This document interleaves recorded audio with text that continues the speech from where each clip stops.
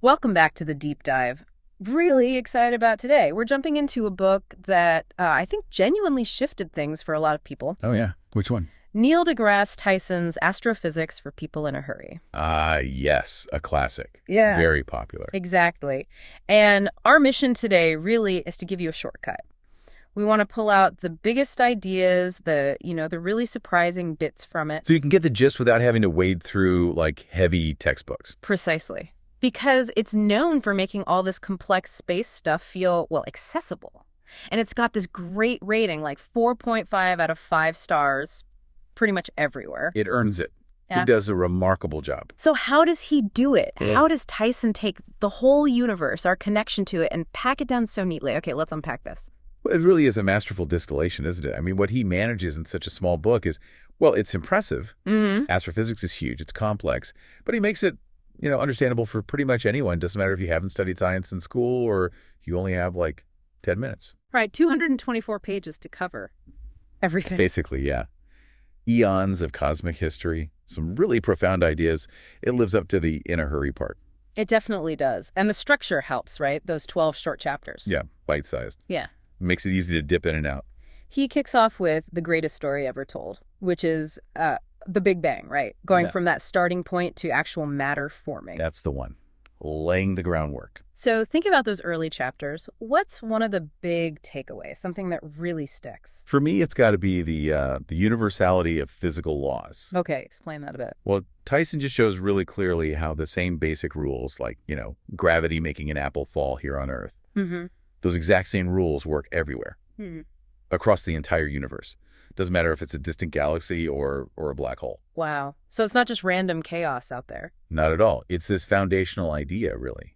It's why we can even study the cosmos. There's an underlying order. Ah, And he also talks about how we see it all, right? The electromagnetic spectrum. right. All the different kinds of light, not just what our eyes see. Exactly. Radio waves, infrared, X-rays. We need instruments to detect most of it, but that's how we piece together the cosmic puzzle. Our eyes only see a tiny slice. That universality idea is, yeah, it's kind of mind-blowing. Knowing the physics here works billions of light years away.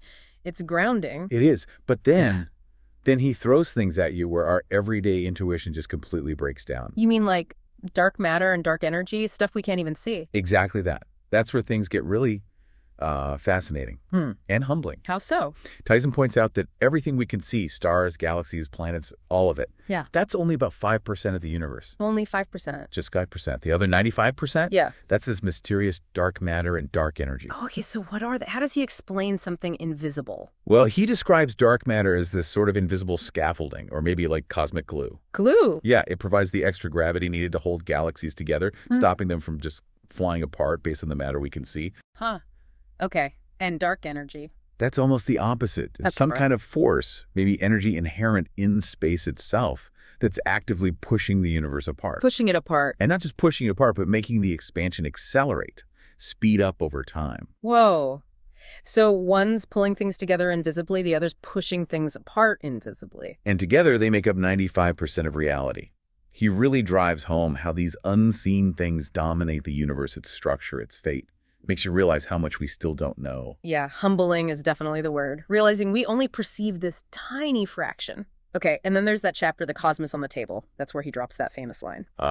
We are stardust brought to life.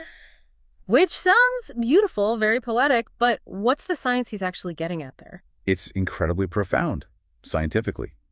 It connects us, like physically, directly back to the life cycle of stars. Oh. He explains that most atoms, heavier than hydrogen and helium, the carbon in your cells, the oxygen you're breathing right now, the iron in your blood, all those essential elements were actually created, forged, deep inside stars through nuclear fusion, stellar nucleosynthesis. Inside stars. Yeah. And then, when massive stars reached the end of their lives, they exploded as supernovas. Right. Big explosions. Huge. And those explosions scattered all those newly made heavy elements out into space. Okay. And over billions of years, that enriched dust and gas clumped together again, forming new stars, planets, and, well, eventually everything on Earth. including us. So it's literal. We are actually made of elements forged inside stars that died long ago. Exactly. It's not just a metaphor. We are physically of the universe, made from its recycled parts, a direct, deep connection. That really does make the phrase hit differently when you grasp the science. It's amazing. He also touches on other things, right? Like why planets are round, asteroids, comets. Yep. Quick tour of the solar system and beyond. And exoplanets. That's always exciting. Planets orbiting other stars. Does he talk about what makes them interesting to us, like for finding life? Oh, absolutely. He brings up the concept of the habitable zone, the Goldilocks zone. Exactly. That region around a star where the temperature is just right.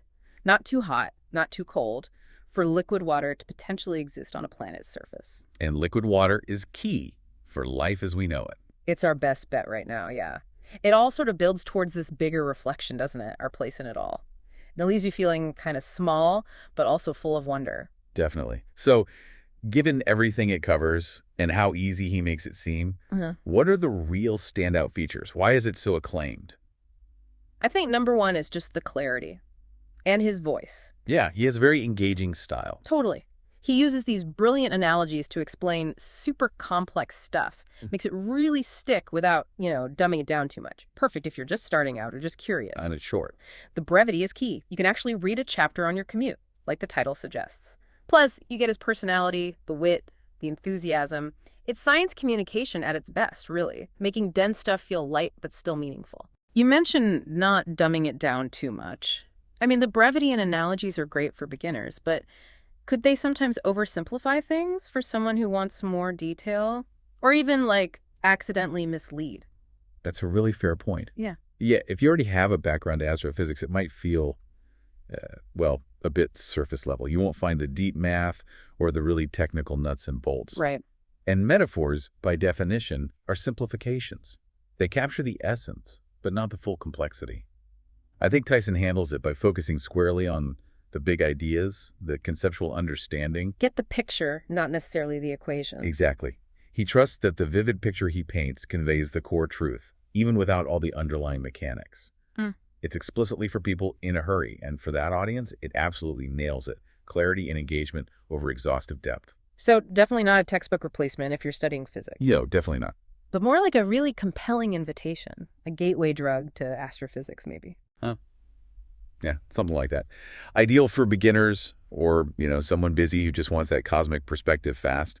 Even philosophy fans, I think. Yeah, that makes sense. As Tyson says himself in the book, the universe is under no obligation to make sense to you. Right.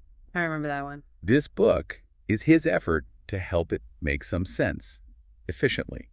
And that other great quote captures the spirit too. The good thing about science is that it's true whether or not you believe in it. That nails the objectivity, doesn't it? The whole foundation of what he's explaining. Exactly. It sums up the scientific ethos behind everything. So, wrapping things up, what's the bottom line for you, the listener? Astrophysics, for people in a hurry, really does feel like a masterclass in science communication. It absolutely is. In, under 250 pages, Tyson gives you this huge sweeping view of the cosmos, but keeps it digestible, adds that wit, those moments of philosophical thought. And a real respect for the science itself. Yeah. It doesn't claim to have all the answers, but it definitely sparks your curiosity, makes you wonder, makes you want to learn more. And, taking that bigger view, thinking of the cosmic perspective he offers, it really highlights our unique place in all this, our ongoing journey. Tyson puts it so well. We are stardust brought to life, then empowered by the universe to figure itself out, and we have only just begun. Empowered by the universe to figure itself out. Yeah. Which leaves us with a pretty big thought, doesn't it? What does that actually mean for us right now, living these temporary lives on this small planet? What does it mean to be the way the universe understands itself? Something for you to think about. That is a powerful thought to end on. A reminder of both our connection and maybe our responsibility. So whether you grab the book or just, step outside tonight and look up, keep exploring, keep asking questions, keep wondering about this incredible universe.